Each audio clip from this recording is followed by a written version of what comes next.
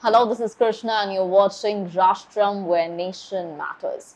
We are back with another episode of Startup Success and Sacrifices, and in this episode, I have been joined by the founder of Odo Bikes, Mr. Vivek. Now, with the petrol prices that are hiking every day, electric bikes, electric cars, electric bikes in particular are something that are into trend right now. And I think I suppose none of us ever thought of having or imagining that someday we will be riding an electric bike. Yeah. We all had remote control cars, but we never thought that we would actually be able to drive one, or we would actually be able to own an electric bike. But because of people like Mr. Vivek, all of these things have come true, and their ideas and the hard work that they have put in. Now, Mr. Vivek has founded this company called Odo Bikes, and he founded it in the year 2019. And ever since then, he has been working super hard for his company, and that is one of the reasons why he is here with us. And over the next few minutes, we will be learning about his company, how he has been operating, and how about his success stories, and about his failures, about his sacrifices as well. Thank you so much, Vivek, for being here with us. Thank you so much for inviting me. Vivek, my very first question would be, as always, the very typical one. Tell us something about your company. Okay, so Odo Bikes was basically found in the year 2019, named as Pedo Electra, firstly. I started it because I had an idea that electric vehicles would be capturing in the market in the upcoming few years. See, in every industry, in every market, change is the only constant thing. But it was not happening in the case of the automobile industry. We have been using the vehicles that were running on conventional fuel since past 100 to 150 years, or more than that eventually. But then there was this need to change those conventional fuel vehicles, and we have to bring something new that could damage the environment lesser, or it could reduce the pollution firstly. In whereas there have to be some renewable resources that can be used as fuels to drive the vehicles. Absolutely. So there was this interesting concept named as Yo Bikes, if you Yes. might know. So these people started the revolution in terms of electric vehicles, but that concept was somehow not so successful in our country because of a few drawbacks that were there in their vehicles. But they gave us hope that there can be a possibility that you can replace the fuel vehicles with electric vehicles. With that said, during my graduating years, I developed a complete electric motorcycle, uh, which I probably made out of a bike, which I bought from that second-hand store. I dismantled the bike all by myself. I took out the engine. I fixed the motor in it, and then the speciality about that bike was that it could move in both the direction. That is, it could move in forward direction as well as it could move in reverse direction. Now, for four wheelers, you might be well aware that okay, you have a reverse gear, you can pull the vehicle back. But in two wheelers, you haven't heard about that. So basically the idea behind the reverse traction was that if you are in a city and you have parked the vehicle in the parking lane, and if you want to take out that vehicle, probably sometimes you find it difficult to pull your vehicle back. So you just have to sit on the motorcycle. You have to turn on the reverse switch, and if you accelerate, the bike will come backwards. So this was the idea. So the primary idea was to make an electric motorcycle, and the secondary idea was that it could move in both the forward and reverse direction. So that project got a good recognition in the project expo held by our college, and from there I got an idea that my superiors advised me that why shouldn't you try to turn this into a venture and pursue it as a career option. So I got what we can say on board with some investors.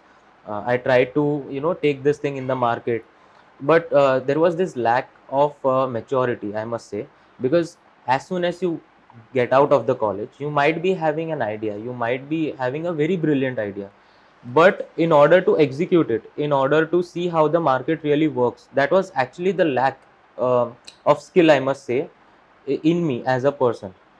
So I couldn't meet the requirements of the market with the idea that I was having. So unfortunately, we had to shut that thing down even before it got started.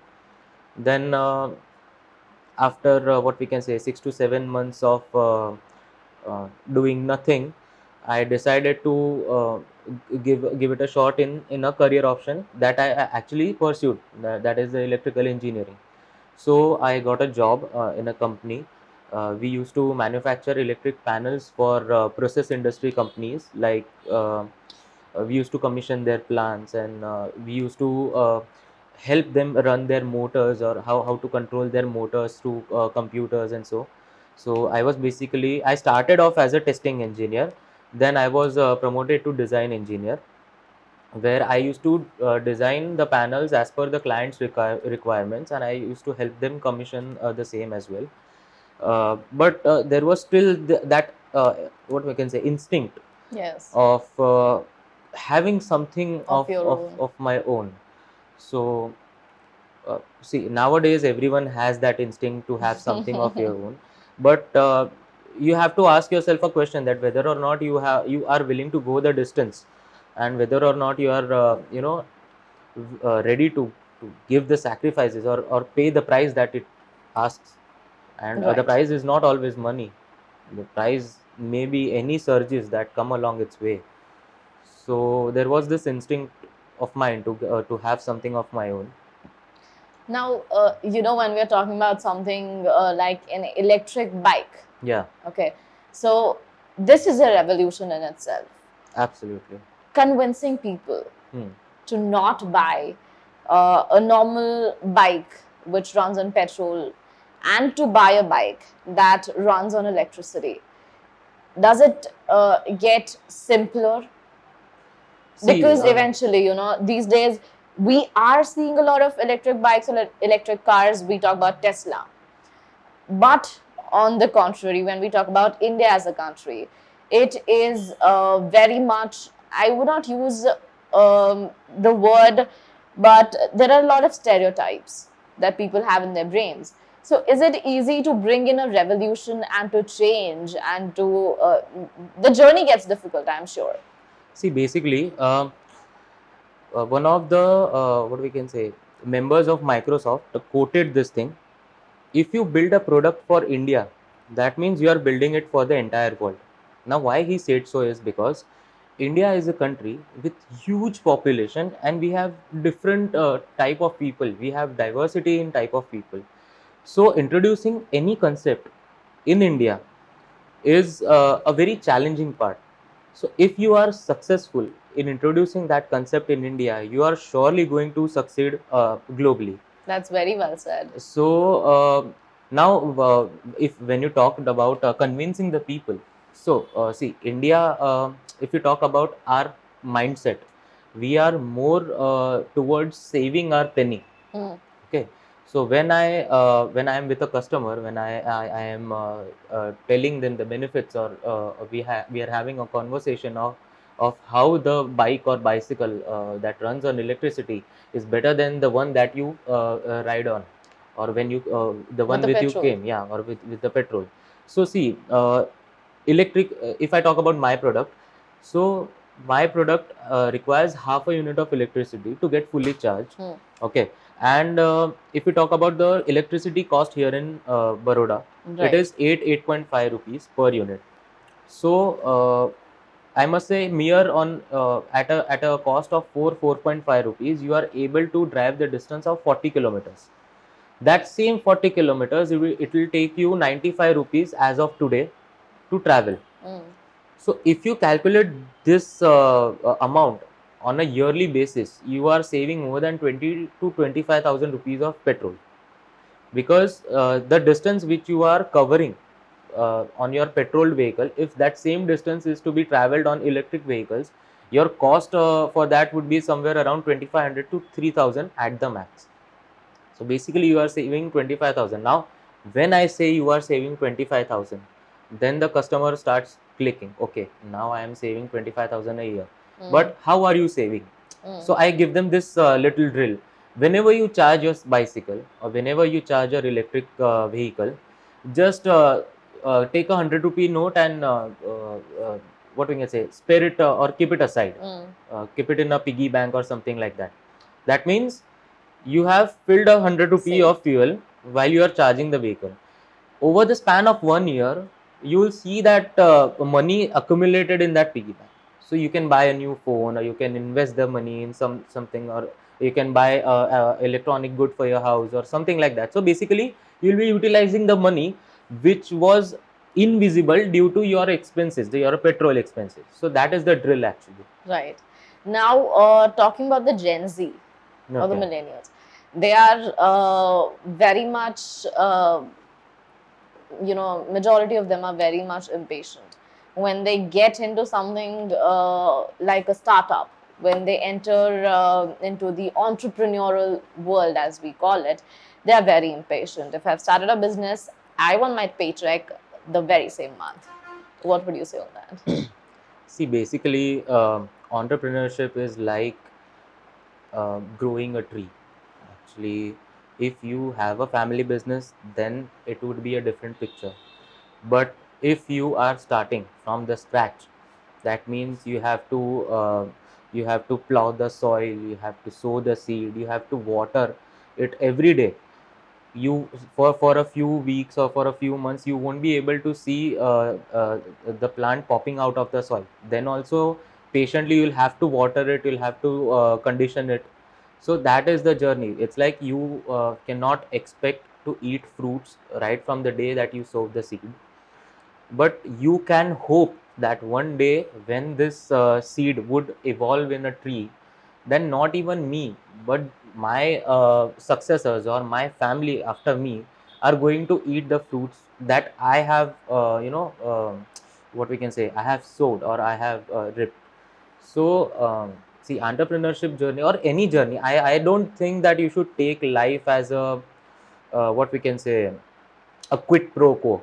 Why so? Because investment, if you talk in the terms of investment, there is a very little difference between gambling and investment. Okay, you gamble because you want to be overnight rich, but in that there are more chances of you losing the money that you have. Okay, You being poor you being overnight. poor overnight are the majority of the chances. But if you have the same capital, if you invest in something, if you invest in a stock, if you invest in a mutual fund, or if you invest in yourself, developing a new skill, so that thing will take you, or it'll make you evolve as a better person in the upcoming 10 to 15 years. See, at this age, at the age that we are right now, probably from the age of 20 to 30 is the time that you should not think about money first of all. Why? Because you should be more focused about developing the skill sets that can help you make money even after you'll stop working. There is a very good quote written in this book called Rich Dad Poor Dad, but by Robert Kiyosaki. He said that you shouldn't stop working until your money works for you. So basically, it takes time. It is nothing like overnight success and all. But in this era of influencers or social media, where people see that, okay, I quit my 9 to 5 and I became I'm an just 19 years influencer. old, and within 6 months I've built a business that is giving me $100,000 a month or something like that. If you follow the influencers from USA, see, those have a different background. Those people have a different market, but not everyone will be able to sustain that thing. Getting that thing for once, it's like it is one thing to reach on the hill, and other thing to stay on it or be on it. So you should focus more about the long term picture.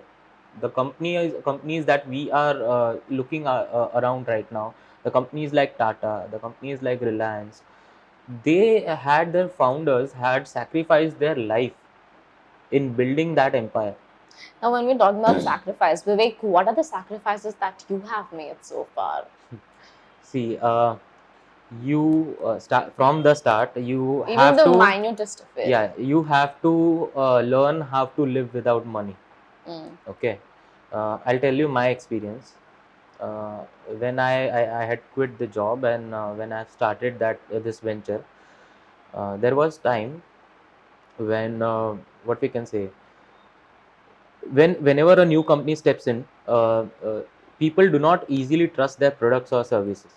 You have to have that transition phase in which your initial customers will tell other people that okay, I am using this product and it is more convincing.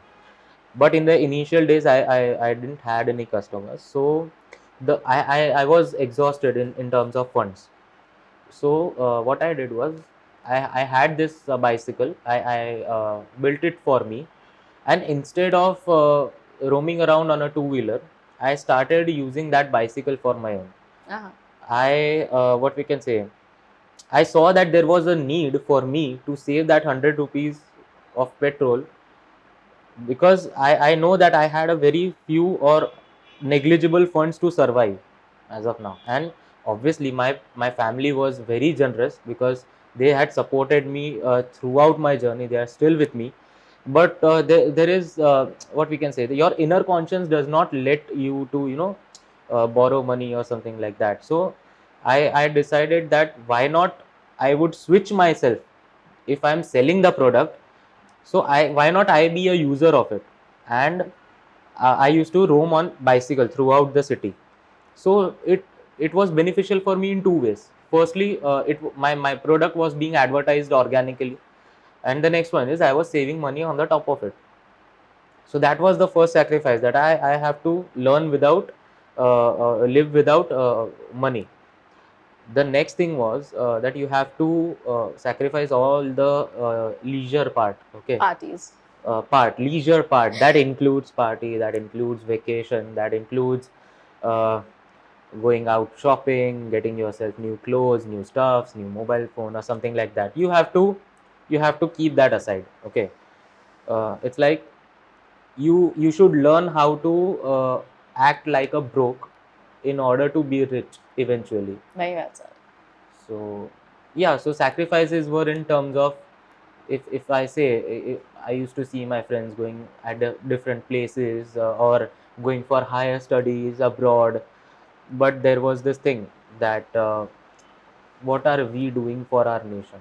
If young minds like us will start to leave the country, then how are we supposed to expect development from this nation? Right. Now we will talk about your sacrifices.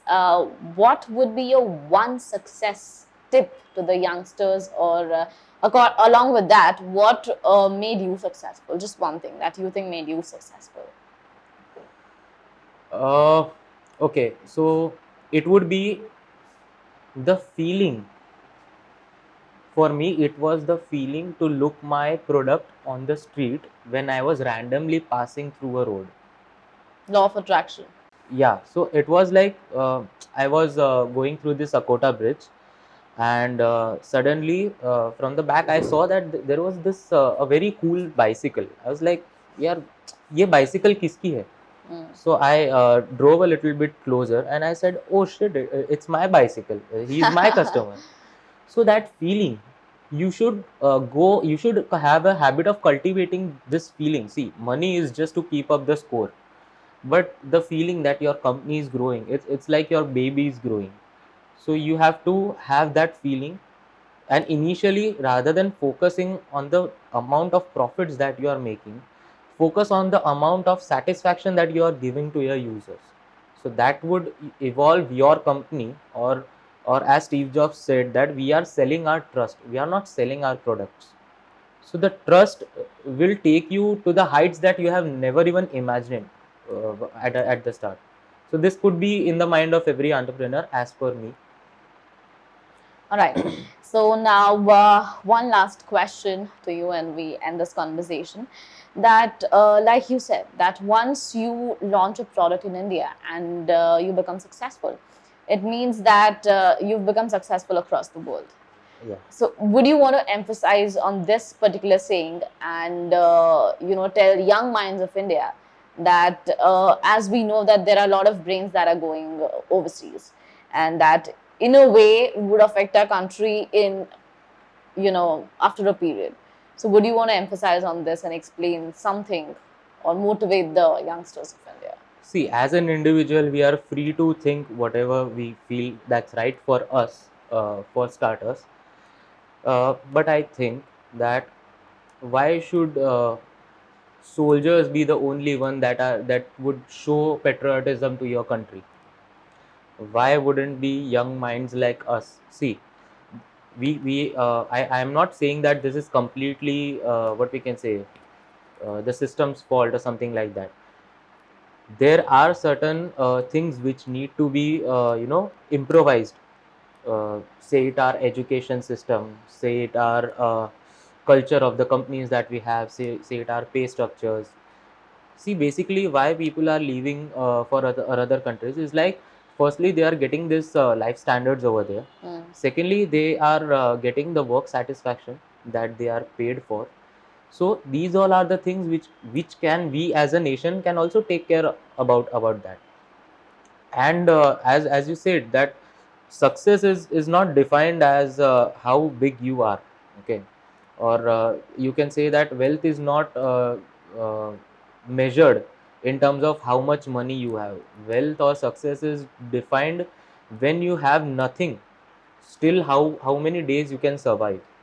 Okay, if I say that let's say I have 1 lakh rupee in my account, but if I'm not able to, or if my expenses are let's say 20,000 a month, so I would last only for 5 months. My what we can say, my success or my so called journey will last for 5 months. If I say that I have 1 lakh rupee but my expense is 5,000, so I'll be able to last for 20 months. So that should be in the mind of everyone that is looking to go for a long term. You should in this span in which we are right now, you should invest more, you should learn more. It's like first learn and then remove the letter L in order to be successful. So that should be the mindset of the people who are from the age of 20 to 30. See, life is those who say that life is short, I do not believe that life is short. You are going to live for at least 60 to 70 years, excluding the pandemic situation. So do not try to pursue anything for the short term. You have to have patience, because the quicker it comes, the quicker it goes. The slower it comes, the longer it stays.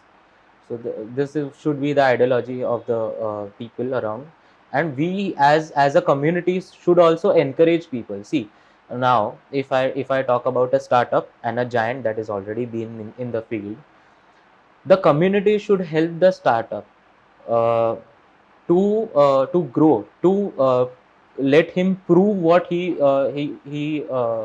what we can say, what he was for, or what he started the company for. If I say that you are buying a bicycle from Odo Bikes, okay, and if you are buying a bicycle from one of the giants, now if you are negotiating with me, अरे भैया कुछ discount कर दो, सामने वाला ये rate दे रहा है, या I am getting it at a lower cost, I am not going to build a bungalow on your money. As a startup, I am going to, I'll be utilizing your money in order to sustain in the market. So community should help the startups. Obviously, if the startup is giving you not so good service, you should not back the startup. But if a startup is genuinely giving you service, is genuinely giving you the products that are actually good in quality, so you as a community should prefer more to buy from that startups, because for every David there should be a Goliath. So you have to show some respect to the startups in order for them to turn into organizations and serve the nation. Right. Because every startup starts on the vision that it should turn into an organization one fine day, that most of the people are working right now in 9 to 5. Those organizations were startups a few years back. So the people or the startup entrepreneurs can succeed in this way if they have backing from the community. Right. Thank you so much, Vivek, for being here with us. And this was Vivek with us from Odo Bikes. He's the founder of Odo Bikes, and We hope that this particular talk show was motivating enough for each one of you. As he said, that the quicker it comes, the quicker it goes. Along with that, there's something that you should all tie a knot of and keep with you, is the fact that first learn and then remove the word L, then remove the letter L. So I think this is something that I am going to tie a knot of and keep it with me, and so should you. So with this and a lot more motivating talk shows like this, make sure that you keep watching Rashtram, where nation matters. Thank you.